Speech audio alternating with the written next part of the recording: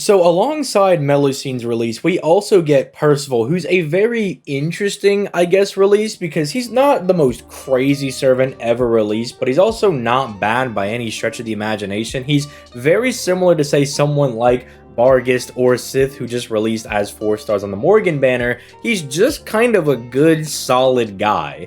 While there are definitely things that I wish they would have added to his kit, or maybe they give him when they do throw a buff his way, he is just kind of a nice guy to use.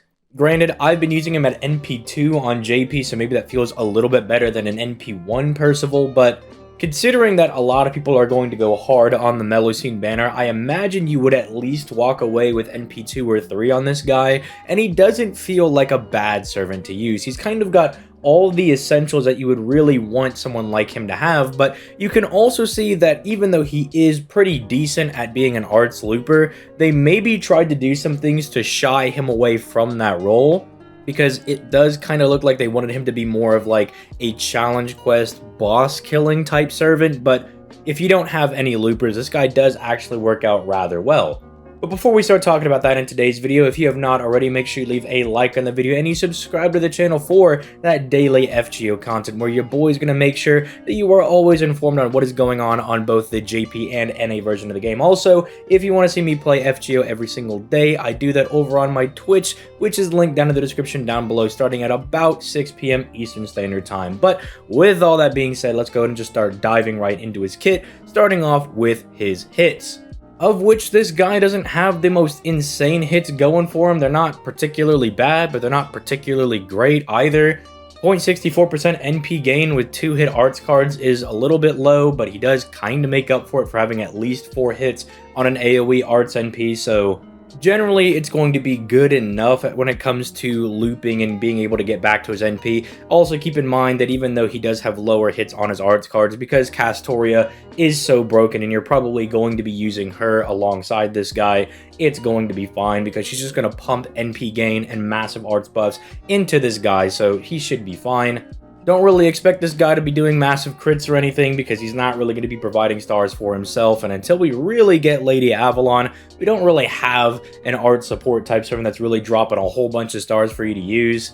Unless, you know, you just slap a 20-30 right onto your Castoria, that could be a way to provide that. But yeah, the guy's not going to be genning stars for his own purposes or anything like that. And his passive skills are also kind of just not bad, but just middling. Like, there's not a whole lot going on here. It's like, all right, cool, we're getting like a 7% quick buff, and we got a little bit of debuff resistance. Just kind of like nice things, but nothing too crazy. And that's kind of what I mean towards the beginning of this video, where I'm like, he's just a solid servant. Like, there's nothing overtly broken about this guy. And even when we start getting into some of his skills, they're all rather balanced enough. Nothing here is super crazy. Now, this first skill over here is definitely really solid because it's giving himself a 30% arts buff for 3 turns. That's going to buff the damage of all of his arts cards and the NP gain of all of his arts cards, which is nice. And he's double buffing himself because he's also giving the entire party a 20% NP damage buff for 3 turns, which is predominantly only going to be relevant for him because, again, most of the time you're probably just going to use this guy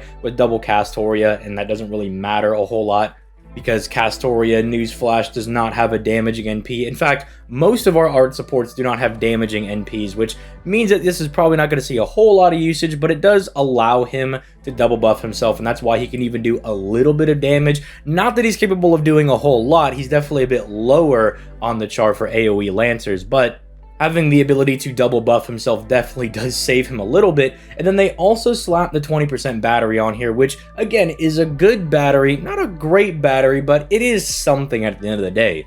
But see, this is what I mean by the fact that it seems like they didn't want this guy to specifically be used as a farmer, because why would you slap the battery on the same skill that you want to pop immediately, right? You don't really need to use your battery at the very beginning, but you do need to use your arts buff and your NP damage buff because those are the only offensive buffs that he's got.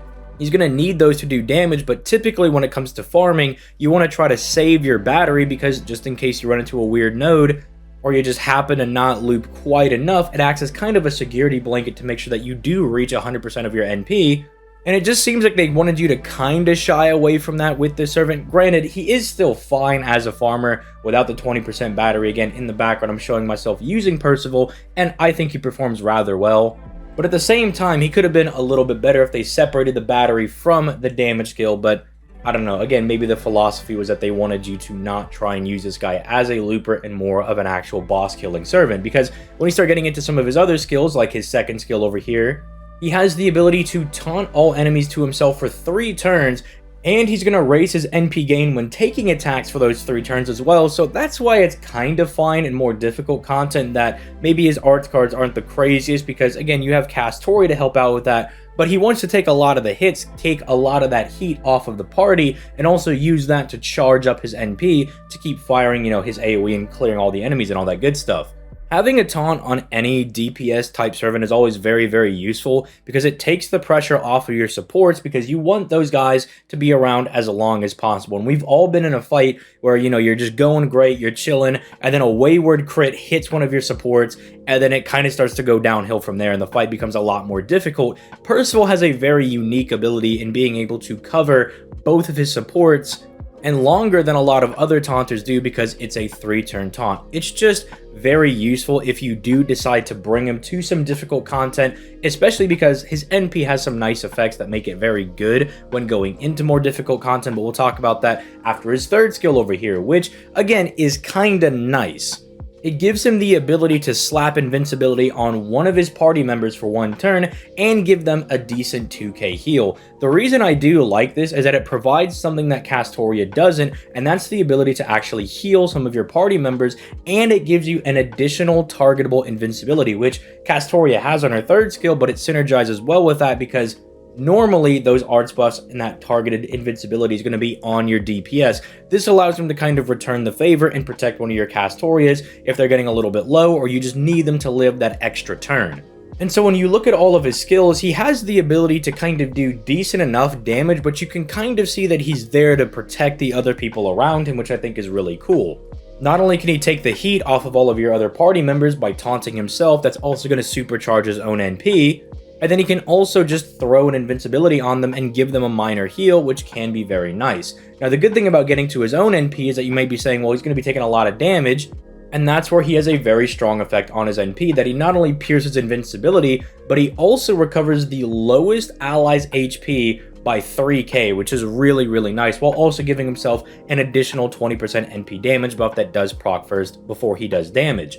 All of these effects are very, very nice because, one, the Pierce Invincibility does make him nice when going into more difficult content. It allows him to bypass even unremovable dodges and unremovable invincibilities, which is really cool. The NP damage, again, is what is allowing him to do any semblance of damage, right? Being able to double buff with his own arts buff. That does get a bit better with Castoria because she throws the attack buff in there as well.